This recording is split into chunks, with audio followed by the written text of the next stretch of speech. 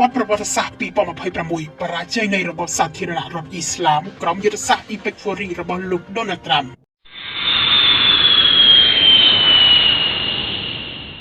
ក្នុងភាពងងឹតស្លុបមុនពេលអារ៉ុនណៅទីនៅថ្ងៃទី28ខែកុម្ភៈឆ្នាំ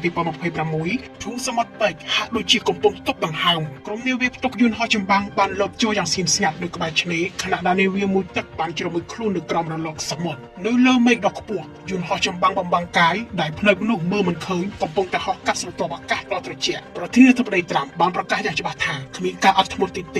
គ្មានការដកថយពាក់កណ្ដាលផ្លូវទៀតឡើយបបបញ្ជាត្រូវបានផ្ដល់ឲ្យប្រតិបត្តិការ Epic Fury ចាប់ផ្ដើមដំណាក់កាលទី1ការបំផាត់ផ្នែកនិងការវិប្រហារលើប្រព័ន្ធការពារយុទ្ធសាស្ត្រដំបូងគឺការបោកបញ្ឆោតដ៏សាហាវយន្តហោះអាមេរិកបានបញ្ចេញដ្រូនបំភាន់រ៉ាដារាប់រយគ្រឿងដែលបង្កើតជាសញ្ញាខ្លាំងៗនៅលើអេក្រង់រ៉ាដារបស់អ៊ីរ៉ង់ឲ្យមើលឃើញដូចជាមានយន្តហោះ I-35 I-22 និង B1 រាប់រយគ្រឿងកំពុងសម្រុកចូលនៅពេលប្រតិបត្តិការរ៉ាដាអ៊ីរ៉ង់ភ័យស្លន់ស្លោហើយក៏បានបើកប្រព័ន្ធការពារអាកាស S-300 ដើម្បីតាមដានគោលដៅខ្លាំងៗទាំងនោះពួកគេបានបង្ហាញខ្លួនឯងឲ្យអាមេរិកឃើញនោះគឺជាវិនាទីដែលពួកគេត្រូវស្លាប់យន្តហោះ I-35 និង I-22 ប្រកបបានបាញ់មីស៊ីល AGM-88 ហាមបានកំទេចរាល់ស្ថានីយ៍រ៉ាដានិងប្រព័ន្ធការពារអាកាសអ៊ីរ៉ង់ឲ្យក្លាយទៅជាផែកក្នុងរយៈពេលតែប៉ុន្មាននាទីដំណាក់កាលទី2ភ្លើងនរកធ្លាក់ពីលើមេឃនៅពេលមេឃត្រូវបានបាំងចំហមីស៊ីលគ្រូសថូមហារាប់រយគ្រាប់ត្រូវបានបាញ់ចេញពីនាវាចម្បាំងនិងនាវាមួយទឹកហោះឆ្វែងទៀបកាត់វាខ្សាច់យន្តហោះទម្លាក់គ្រាប់បែកជាក់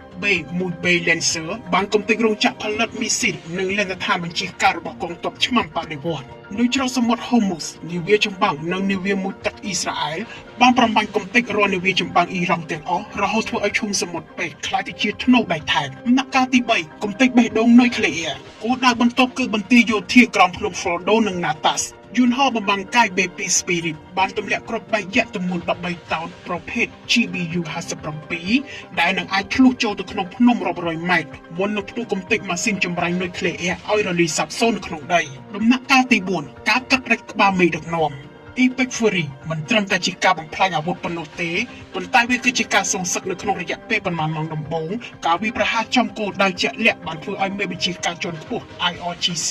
និងអ្នកវិទ្យាសាស្ត្រនុយក្លេអ៊ែរសំខាន់ៗជាច្រើនបាត់បង់ជីវិតទោះបីជាប្រព័ន្ធផ្សព្វផ្សាយអ៊ីរ៉ង់បដិសេធប៉ុន្តែរបាយការណ៍បានបញ្ជាក់ថាបរិវេណស្នាក់នៅរបស់មេដឹកនាំកំពូលក៏ត្រូវបានវាយប្រហារយ៉ាងធ្ងន់ធ្ងរផងដែរបារបស់របបនេះត្រូវបានកាត់ផ្តាច់ក្នុងពេលតែមួយយប់សេចក្តីសន្និដ្ឋាននៃ24ម៉ោងដំបូងមជ្ឈមបញ្ជាការអាមេរិកបានប្រកាសថាការវាយប្រហារជិត900លើកគឺត្រូវបានបញ្ចប់ដោយជោគជ័យឃ្លាំងមីស៊ីអ៊ីរ៉ង់គឺត្រូវបានខ្ទេចខ្ទីកងទ័ពជើងទឹកគឺត្រូវបានបិទបំផ្លាញនិងកម្មវិធីនុយក្លេអ៊ែរត្រូវបានកំទេចប្រធានាធិបតីត្រាំបានផ្ញើសារទៅកាន់ប្រជាជនអ៊ីរ៉ង់ថាចូលយកប្រទេសរបស់អ្នកវិញចុះនេះមិនមែនជាទីបញ្ចប់ឡើយប៉ុន្តែវាគឺជាការចាប់ផ្ដើមនៃ Epic Fury សម្លេងផ្គរលាន់ដែលពិភពលោកបានឮនិងជាការសន្យាដែលត្រូវបានបំពេញនៅក្នុងការកំទេចមហារីកសង្គ្រាមចេញពីតំបន់ដោយប្រើភ្លើងសង្គ្រាម